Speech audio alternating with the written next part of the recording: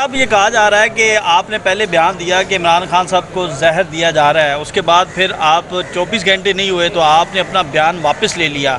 तो social media सार्फिन जो हैं वो बड़ी तनकीद कर रहे हैं।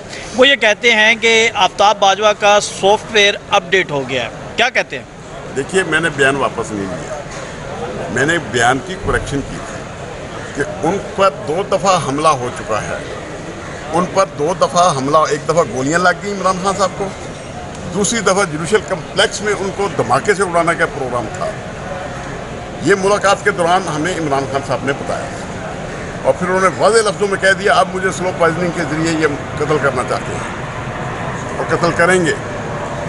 वो ग्रुप जो कि आइन और कानून की बात कर रहा था, मिलिट्री कोर्ट्स के ख़िलाफ़ बात कर रहा था, जो इंसानी हकूक़ के तहफ़्फ़ुज़ की बात कर रहा था और उसमें आप भी शामिल थे, वो तो क्लीन स्वीप हो गया, यानी वकला ने उसे मुस्तरद कर दिया है। इसका मतलब ये है कि वकला जो हैं समझते हैं कि मिलिट्री कोर्ट्स दुरुस्त हैं, वो समझते हैं कि जो ये गिरफ्तारियाँ 5-7 माह जेल में हैं ये दुरुस्त हैं। नहीं, देखिए, जो मैंने सुप्रीम कोर्ट का लिखा, सुप्रीम कोर्ट का जो वोटर है वो इंडिपेंडेंट होता है, वो कैंडिडेट को देखता है, उसके स्टेचर को देखता है, तो वो क्या प्रोफेशनल भी है या नहीं है। यहाँ हम वकला को आप भी सब जानते हैं कौन सा कारोबारी वकील है और कौन सा वकालत करता है, सही प्रोफेशनल वकील कौन है ये आप सब जानते हैं।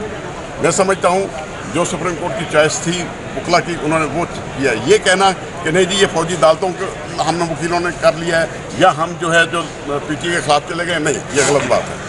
देखें, वो प्रेसिडेंट हमारा जो मुंतखब हुआ है वो इस काबिल था और मुंतखब हो गया। तब भी वो उसके कर्नल बैठा होता है, कैमरे लगे होते हैं, बग्स लगे होते हैं, हमारी रिकॉर्डिंग हो रही होती है, मेरे साथ ये सलूक हो रहा है। फिर यही आमिर फारूक जो है कहता है कि इमरान जख्मी हालत में आए, बायोमेट्रिक पर आए, और नवाज शरीफ के लिए बायोमेट्रिक के लिए जनाब मशीनें सारी जनाब एयरपोर्ट पहुंच जाती हैं। ये इंसाफ का है, अदल का हमारा जो है तराजू यही है। इस पे हमारी बातें हुई और इमरान खान साहब ने खुल के बातें की, और जहाँ तक उन्होंने ये बात कही है जहर की, बिल्कुल इस पे वो बहुत संजीदा भी हैं और परेशान भी हैं, और ये वाज़ेह अल्फाज में उन्होंने कहा है कि ये कोशिश की जा रही है कि मुझे जो है ये स्लो पॉइजनिंग करेंगे। जिस तरह DG FIA और जो एक मकसूद चपरासी जो था दुबई में, जो उसने कहा उसके बाद उन्होंने ये बात कही कि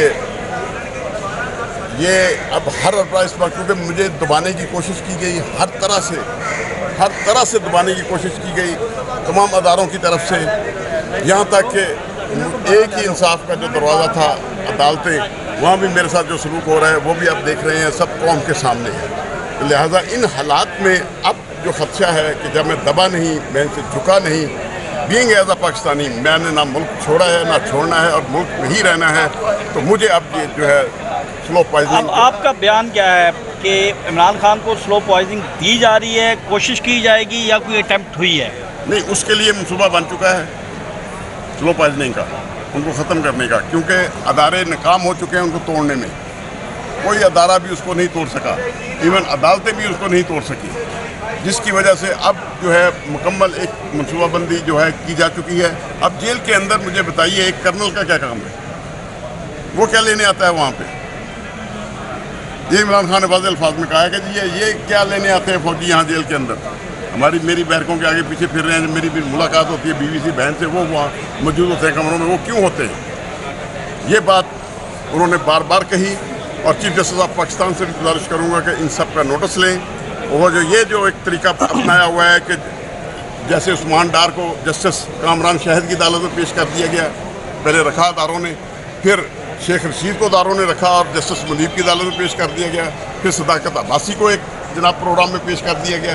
ये मुझे ये बताएं, ये एंकर हजरात हमारे जस्टिस बन गए हैं, उनकी अदालतों में इनको ला के पेश किया जाता है। बहुत इमरान रियाज को इतने दिन कहाँ रखा गया? आपका बयान आता है, उसके बाद इमरान खान की एक तस्वीर आ जाती है, ये तासुर देने की कोशिश की जाती है कि वो सेहतमंद है। आपका बयान वापस होता है और उसी रात जो है वो इमरान खान साहब को मैदे की तकलीफ़ होती है और आज उनके ज़ाती मालिज भी जो हैं वो उनको मुलाकात के लिए जा रहे हैं। तो ये मामला तो कोई और तरफ इशारा कर रहा है। जो आप ये बात कर रहे हैं सेहत की, वाकई इसमें हमने भी महसूस किया था।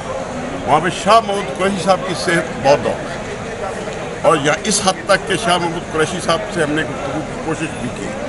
अदालत ने कहा कि हमने कहा सीक्रेट एक्ट है, हमें डॉक्यूमेंट आप नहीं दे रहे।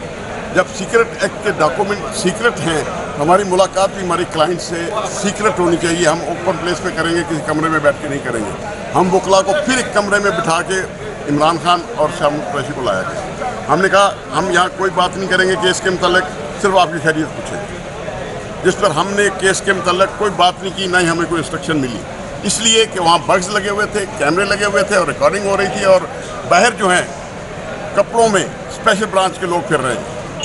नहीं, हम यहाँ हाई कोर्ट के वकील हैं, सुप्रीम कोर्ट के वकील, हम यहाँ नहीं देखते कौन कौन फिर रहे हैं स्पेशल ब्रांच के लोगों को, हम तो पहचानते हैं। और इमरान खान ने वाज़ेह अल्फाज में कहा कि करनल आके बैठ जाता है। एक प्रोग्राम में देखा कि गरीदा फरूकी ने कहा कि आपको तरीके इंसाफ का इंजेक्शन लगा हुआ है। जी, रात मेरे प्रोग्राम में उस